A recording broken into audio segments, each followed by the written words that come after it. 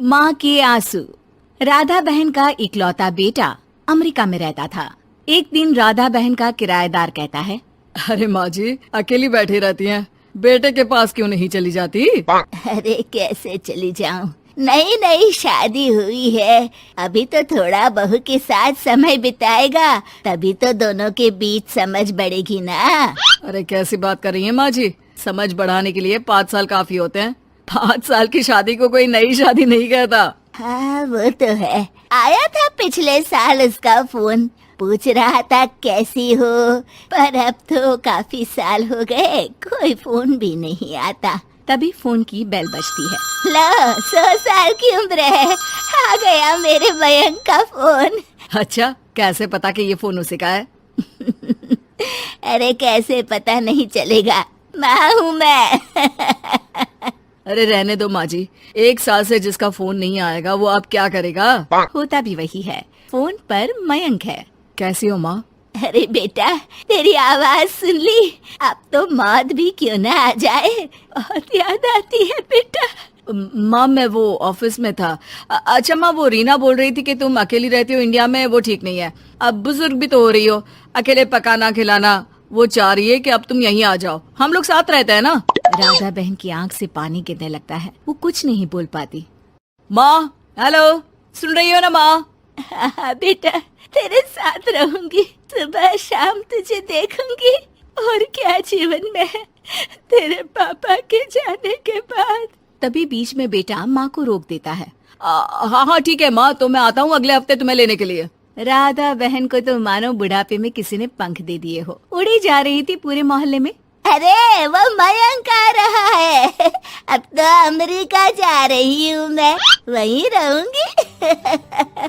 अच्छा है मौसी, आपका जीवन देखकर तो मुझे भी रोना आ जाता था। कोई बात नहीं मौसी, देर से ही सही सब अच्छा होने वाला है अब।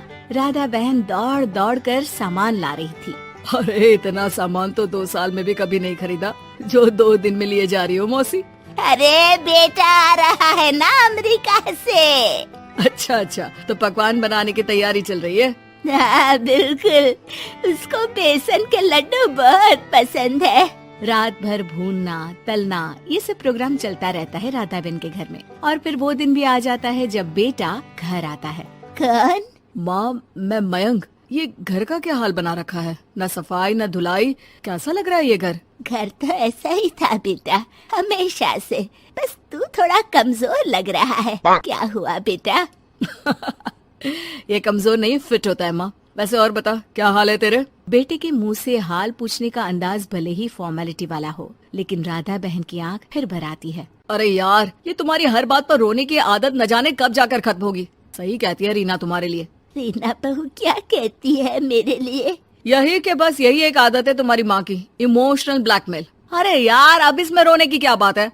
ना कुछ नहीं, बहुत दिन बाद तो घर आया ना तो क्या रोएगी? हाँ क्यों?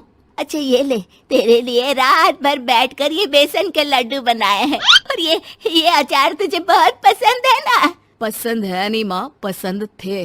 अब तो फिटनेस के लिए ये सारी फालतू चीजें मैं खाता भी नहीं हूँ। ये फालतू चीजें खाकर ही तो तू बड़ा हुआ है बेटा। अब रहने दे माँ, क्या क्या खिलाकर बड़ा क्या है, मुंह मत खुलवा। कौन देशी घी में शक्कर डालकर पराठे के साथ खाता है? वो तो तुझे पसंद थे ना बेटा, तभी तो बनाती थी, नहीं बनाती थी तो रोता था तू। अरे तो रोने देती ना माँ, अब सारी समस्या उसी खाने से है शरीर में। वो तो भला हो रीना का जो हेल्दी डाइट देकर सब मेंटेन कर रही है। राधा बहन बेटे की आने की खुशी में इतनी दीवानी थी कि उसे बेटे के बात का अंदाज और लहजा समझ में नहीं आ रहा था। अच्छा रुक, पालक वाली दाल बना देती हूँ। रहने दे माँ, मैं होटल से ऑर्डर कर देता हूँ।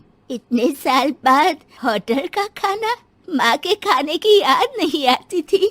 अरे माँ फिर इमोशनल डायलॉग, प्लीज माँ। अच्छा सुन, बहुत कम वक्त है हम लोगों के पास, जल्दी जल्दी सारी पैकिंग कर ले। और हाँ, इस घर को बेचना होगा। कैसी बात कर रहा है? तेरे पापा और मैंने एक एक पाई जोड़कर इस मकान को बनाया था। हाँ पर तू जा रही है ना, फिर कौन मेंटेन करेगा? कैसे क्या होगा माँ, मैं तो अब इंडिया आऊंगा भी नहीं। बेटा तो सो जाता है, लेकिन माँ घर का एक एक कोना घूम घूम कर देखती है। सही बात है, क्यों मोह माया जोड़ रही हूँ मैं इस घर से? आखिर बेटे के साथ रहना ही तो होता है हर माँ बाप को, लेकिन इनकी यादें हर एक कोने में है। खैर, औने पौने दामों में घर को बेच बेटा और माँ एयरपोर्ट के लिए रवाना हो जाते हैं। माँ यहीं बैठ, मैं अभी आया। नहीं नहीं बेटा, मैं साथ रहूंगी, पहली दफा आ रही हूँ ना। अरे माँ, टिकट, बोर्डिंग, सामान, चेक इन 10 काम है, करके आ रहा हूँ ना। ठीक है, जल्दी आ जाना, यहाँ घबराहट होती रहेगी। बेटा माँ को समझाकर चला जाता है। माँ बैठी रह जाती है लेकिन बेटा आता ही नहीं। एयरपोर्ट के लोग बताते हैं कि इस नाम का लड़का तो कब का अमेरिका की फ्लाइट लेकर उड़ चुका है। माँ किसी तरह अपने बीके हुए मकान में ही आ जाती है। मुझे कुछ दिन रहने दो, पता नहीं क्या हुआ, हो सकता है कोई मजबूरी हो बेटे की। नया मकान मालिक कहता है। अरे माँ जी, कमरा तो मैं आपको दे दूँ, पर भाड़े का क्या? पति की पेंशन भी है भैया। ठीक है, आप आराम से रहिए, लेकिन एक बात बताइए, आप किसी रिश्तेदार के घर क्यों नहीं चली जाती? अरे कैसी बात कर रहे हैं आप, मेरा बेटा कभी भी आ सकता है। अगर मैं उसे यहाँ नहीं मिली तो